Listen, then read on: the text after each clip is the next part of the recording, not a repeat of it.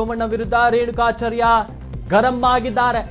ತುಮಕೂರಿನಲ್ಲಿ ವಾಗ್ದಾಳಿ ನಡೆಸಿದಂತಹ ಮಾಜಿ ಸಚಿವ ರೇಣುಕಾಚಾರ್ಯ, ಎಸ್ನ ಪಕ್ಷದ ಸೋಲಿಗೆ ನೀವು ನಿರಂತರವಾಗಿ ಬಿಎಸ್ವೈ ಬಗ್ಗೆ ಮಾತನಾಡಿದ್ದೇ ಕಾರಣ ಅನ್ನುವಂತಹ ಮಾತನ್ನ ಟಾಂಗ್ ಕೊಟ್ಟಿದ್ದಾರೆ.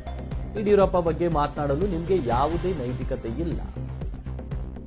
ಬಿಎಸ್ವೈ ರಾಜೀನಾಮೆ ಕೊಟ್ಟಿದ ಮೇಲೂ ವಿಜಯೇಂದ್ರರ ಬಗ್ಗೆಯೂ ಸಹ ನೀವು ಮಾತನಾಡಿದ್ರಿ. ಎಸ್ನ ಪಕ್ಷದ ರಾಜ್ಯಾಧ್ಯಕ್ಷ ಪಟ್ಟವನ್ನ ಪಡ್ಕೊಂಡಂತಹ ವಿಜಯೇಂದ್ರ ಅವರ ಬಗ್ಗೆನೂ ಸಹ ನೀವು ಮಾತನಾಡಿದ್ರಿ. ಎಲ್ಲಾ ಒಂದು ವರ್ಗದ ಜನರ ವಿರುದ್ಧ ಆದ್ರೂ ನಾವು ಹಾಗಾಗಿ ಸೋಲ್ಲೇಬೇಕಾಯಿತು. ಎಲ್ಲಾ ವರ್ಗದ ಜನರ ವಿರುದ್ಧ ನೀವಾಗಿದ್ದೀರಿ, ಹಾಗಾಗಿನೇ ನಾವು ಸಹ ಸೋತಿರೋದು ಅನ್ನುವಂತಹ ಒಂದು ರೀತಿಯಲ್ಲಿ ಬೇಸರದ ಮಾತುಗಳನ್ನ ಆಡಿದ್ದಾರೆ. ಸೋಮಣ್ಣ ಮತ್ತು ಯತ್ನಾಳ್ ಇಬ್ಬರ ಮೆದುಳಿಗೂ ನಾಲಿಗೆಗೂ ಲಿಂಕೇ ಇಲ್ಲ. ಇದು ಬಹಳಷ್ಟು ಒಂದು ರೀತಿಯಲ್ಲಿ ಯಾವ ರೀತಿ ಅವರು ಹೇಳಿಕೆ ಕೊಟ್ಟಿದ್ದಾರೆ ನೋಡಿ. ಸೋಮಣ್ಣ ಮತ್ತು ಯತ್ನಾಳ್ ಇಬ್ಬರ ಮೆದುಳಿಗೂ ನಾಲಿಗೆಗೂ ಲಿಂಕ್ ಇಲ್ಲ. ಎಂತ ಒಳ್ಳೆ ಪಾಯಿಂಟ್ ಹೇಳಿದ್ದಾರೆ. ಅದನ್ನ ಅವರು ಅರ್ಥ ಮಾಡ್ಕೊಂಡು ಹೇಳಿದ್ದಾರೋ ಇಲ್ಲ ಇವರಿಗೆ ತಿರುಚುವಂತಹ ರೀತಿಯಲ್ಲಿ ಹೇಳಿದಾರೋ ಗೊತ್ತಿಲ್ಲ. ಒಟ್ಟಿನಲ್ಲಿ ಈ ಹೇಳಿಕೆ ಇದೆಯಲ್ಲ, ನಿಜವಾಗ್ಲೂ ಒಂದು ರೀತಿಯಲ್ಲಿ ಬಹಳಷ್ಟು ಒಂದೊಳ್ಳೆ ಟಾಕೆಟೇಬಲ್ ಪಾಯಿಂಟ್ ಅಂತಾರೆ ಇದನ್ನ. ಸೋಮಣ್ಣ ಮತ್ತು ಯತ್ನಾಳ್ ಇಬ್ಬರು ಮೆದುಳಿಗೂ ನಾಲಿಗೆಗೂ ಯಾವುದೇ ರೀತಿ ಲಿಂಕ್ ಇಲ್ಲ ಅನ್ನುವಂಥ ಮಾತನ್ನು ಹೇಳಿದ್ದಾರೆ. ಇನ್ನು ಅದೇ ರೀತಿ ಸೋಮಣ್ಣ ದೆಹಲಿಯ ವರಿಷ್ಠರನ್ನ ಭೇಟಿ ಮಾಡಲಿ, ಅದಕ್ಕೆ ನಮ್ಮ ಅಭ್ಯಂತರನೂ ಇಲ್ಲ ಅನ್ನುವಂಥ ಮಾತನ್ನು ಸಹ ಹೇಳಿದ್ದಾರೆ. ಸೋಮಣ್ಣ ಸೋತಾಗ ಕಣ್ಣೀರು ಒರೆಸಿ ಸಮಾಧಾನ ಮಾಡಿದ್ದು ಯಡಿಯೂರಪ್ಪನವರೇ. ಯಡಿಯೂರಪ್ಪ ಹಾಗೂ ವಿಜಯೇಂದ್ರ ವಿರುದ್ಧ ವಾಗ್ದಾಳಿ ಮಾಡುವುದು ಸರಿಯಲ್ಲ. ಎಲ್ಲೋ ಒಂದು ಕಡೆ ರೇಣುಕಾಚಾರ್ಯರು ಬಹಳ ದಿನಗಳಿಂದನೂ ಯಡಿಯೂರಪ್ಪನವ್ರನ್ನ ಈ ಬಾರಿ ನಡೆದಂತಹ ವಿಧಾನಸಭಾ ಚುನಾವಣೆಯಲ್ಲಿ ಯಾವಾಗ ಯಡಿಯೂರಪ್ಪನವ್ರನ್ನ ಎಲ್ಲರೂ ಸಹ ಕಡೆಗಣಿಸ್ತಾ ಹೋಗ್ತಾರೆ, ಕೇಂದ್ರದ ವಿರುದ್ಧವಾಗಿಯೂ ಸಹ ಇವರು ಧ್ವನಿಯನ್ನು ಎತ್ತಿದ್ರು ರೇಣುಕಾಚಾರ್ಯ ಅವರು. ಯಡಿಯೂರಪ್ಪನ ಹೊರತುಪಡಿಸಿದ್ರೆ ಬಿಜೆಪಿ, ರಾಜ್ಯದ ಬಿಜೆಪಿಗೆ ನಿಜವಾಗ್ಲೂ ಕುತ್ತು ಬರಲಿದೆ ಅಂತ ಅವರು ಅವಾಗಲೇ ಭವಿಷ್ಯನ ನುಡಿದಿರ್ತಾರೆ ರೇಣುಕಾಚಾರ್ಯ ಅವರು. ಈಗ ಅದೇ ರೇಣುಕಾಚಾರ್ಯ ಅವರು, ಸೋಮಣ್ಣನವರು ಈಗ ಬಾರಿ ಮತ್ತೊಮ್ಮೆ ತುಮಕೂರಿಗೆ ಭೇಟಿ ನೀಡ್ತಿರುವ ಒಂದು ಹಿನ್ನೆಲೆಯಲ್ಲಿ ಇವರು ಈಗ ಏಕಾಏಕಿ ಹೇಳಿರುವಂಥದ್ದು ಸೋಮಣ್ಣ ಸೋತಾಗ ಕಣ್ಣೀರು ಒರೆಸಿ ಸಮಾಧಾನ ಮಾಡಿದವರು ಸಹ ಯಡಿಯೂರಪ್ಪನವರೇ. ಹಾಗಾಗಿ ಯಡಿಯೂರಪ್ಪ ಹಾಗೂ ವಿಜಯೇಂದ್ರ ವಿರುದ್ಧ ವಾಗ್ದಾಳಿ ಮಾಡೋದು ಸರಿಯಲ್ಲ ಅಂತ ನೇರವಾಗಿ ಈಗ ಸದ್ಯ ರೇಣುಕಾಚಾರ್ಯ ಅವರು ವಿ ಸೋಮಣ್ಣನವರಿಗೆ ಟಾಂಗ್ ಕೊಟ್ಟಿದ್ದಾರೆ. ಯತ್ನಾಳು ನಾನು ಅನೇಕ ಬರೆದಿನಿ, ಹಿರಿಯರು ಗೌರವ ಇದೆ. ನಾನು ಕೇಳ್ತೀನಿ, ನೀವು ಆಡಿಯೋ ಮಾಡಿಸಿ ಲೀಕ್ ಮಾಡಿದಿಲ್ಲ, ವೈರಲ್ ಮಾಡಿದಿಲ್ಲ. ಯಡಿಯೂರಪ್ಪ ವಿಜಯೇಂದ್ರ ಯಾರ ಸೋಲಿಗೆ ಕಾರಣ ಅಲ್ಲ. ಈ ರಾಜ್ಯದಲ್ಲಿ ಯಡಿಯೂರಪ್ಪನವರ ಸರನ್ನು ಇಳಿಸಿದ ಮೇಲೆ ಕಾರಣ. ಯಡಿಯೂರಪ್ಪನವರ ವಿರುದ್ಧ ನಿರಂತರವಾಗಿ ಮಾತಾಡಿದ್ದು ನೀವು. ನಿಮಗೆ ಯಾವ ನೈತಿಕ ಹಾಕಿದ್ರೆ ಯಡಿಯೂರಪ್ಪನವರು ವಿಜಯೇಂದ್ರ ಬಗ್ಗೆ ಮಾತಾಡೋಕ್ಕೆ? ನಾನು ಇನ್ನೂ ಒಂದು ಸತ್ಯ ಹೇಳ್ತೀನಿ, ಈ ರಾಜ್ಯ ಜನರಿಗೆ ಗೊತ್ತಾಗಬೇಕು.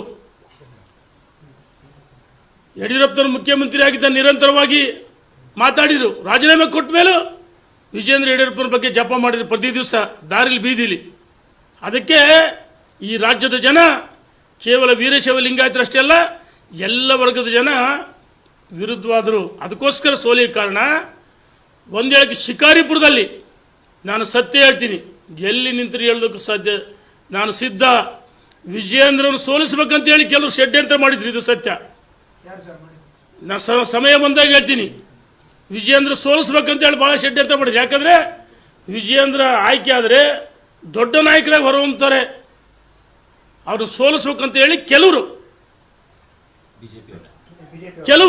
ಸ್ವಪಕ್ಷದವರೇ ಮಾಡ್ರಂತ ಇದು ಸತ್ಯ. ಇದು ಬೊಮ್ಮಾಯಿನ ಸೋಮಣ್ಣ ಸೋಲಿಗೆ ಯಡಿಯೂರಪ್ಪ ವಿಜಯೇಂದ್ರ ಕಾರಣ. ಅಲ್ಲಿದು ಬೊಮ್ಮಾಯಿ ಸೋಲಿಸ್ಬೇಕಂತ ಎಲ್ಲಿ ಯಡಿಯೂರಪ್ಪನವರು ವಿಜಯೇಂದ್ರ ಪ್ರಯತ್ನ ಮಾಡಿಲ್ಲ. ಸೋಮಣ್ಣ ಸೋಲ್ಸಕ್ಕೂ ಯಡಿಯೂರಪ್ಪನವರು ವಿಜಯೇಂದ್ರ ಕಾರಣ ಅಲ್ಲ. ಗೋವಿಂದರಾಜ್ ನಗರದಲ್ಲಿ ಫಲಿತಾಂಶ ತದ್ವಿರುದ್ಧ ಆಗುತ್ತೆ ಅಂತೇಳಿ ಅಲ್ಲಿ ವಲಸೆ ಹೋಗಿ ಸಿದ್ದರಾಮಯ್ಯ ಎರಡು ಕ್ಷೇತ್ರದಲ್ಲಿ ನಿಂತರು. ಒಂದು ಕಡೆ ವೀರಶೈವ ಲಿಂಗಾಯತ ನಾಯಕರಾಗಬೇಕಂತೇಳಿ, ಇನ್ನೊಂದು ಕಡೆ ಗೆದ್ರೆ ಮುಖ್ಯಮಂತ್ರಿ ಆಗ್ತೀವಿ ಅಂತೇಳಿ ಅಗಲಗಂಡು ಏನು ಯಡಿಯೂರಪ್ಪನವ್ರು ಇಲ್ಲ ಅಂತ ಹೇಳಿದ್ರ? 100% ಸತ್ಯ. ಭಗವಂತನ ದಯಿಂದ ಶಿಕಾರಿಪುರ ಜನರ ಆಶೀರ್ವಾದ ಯಡಿಯೂರಪ್ಪನವರು ಮಾಡಿದ ಸಾಧನೆಗಳು, ಆ ಸಾಧನೆಗಳಿಂದ ವಿಜಯೇಂದ್ರ ಅವರು ಆಯ್ಕೆ ಮಾಡಿದ ಜನ ಅಲ್ಲಿ ಕೈ ಬಿಡಲಿಲ್ಲ. ವಿಜಯೇಂದ್ರ ಸೋಲಿಸ್ಬೇಕಂತೇಳಿ ಕೆಲವು ಷಡ್ಯಂತ್ರ ಮಾಡಿದ್ರು ಸತ್ಯ. ಹಣನೂ ಕಳಿಸಿದ್ರು, ಇದ್ರಾಗೇನು ಮುಚ್ಚುಮರೆ ಇಲ್ಲ. ಸಂದರ್ಭ ಬಂದಾಗ ಹೇಳ್ತೀನಿ. ಹೇಳಿ ವಿಜೇಂದ್ರ ಸೋಲಿಸ್ಬೇಕಂತ ಎಲ್ಲ ರೀತಿ ಷಡ್ಯಂತ್ರ ಮಾಡಿದರು. ಒಂದೊಂದು ಸೋಮಣ್ಣ ಬಗ್ಗೆ ಮಾತಾಡಿದೆ, ನಾನು ಹೇಳ್ತೀನಿ. ಸೋಮಣ್ಣ ಬಗ್ಗೆ ಮಾತಾಡಿದೆ. ಸೋಮಣ್ಣನವರು ಮುಖ್ಯಮಂತ್ರಿ ಆಗ್ಬೇಕಂತೇಳಿ ಅಗ್ರಗಲಿಸ್ಕೊಂಡು ಅಲ್ಲಿ ಸ್ಪರ್ಧೆ ಮಾಡಿದ್ರು 2 ಕಡೆ. ಅರೆ ಯಡಿಯೂರಪ್ಪನವ್ರ ಹೆಸರು ಹೇಳಿದ್ದಕ್ಕೆ ಅಷ್ಟು ಮತಗಳು ಬಂದಿದ್ದಾವೆ. ಯಡಿಯೂರಪ್ಪನವ್ರು ಬಿಟ್ಟು ಚುನಾವಣೆ ಮಾಡಿದ್ರೆ ಗೊತ್ತಾಗ್ತಿತ್ತು. ಹೈಕಮಾಂಡ್ ನಿಜ ವರಿಷ್ಠ ಮಾತಿ ಗೌರವ ಕೊಟ್ಟರು.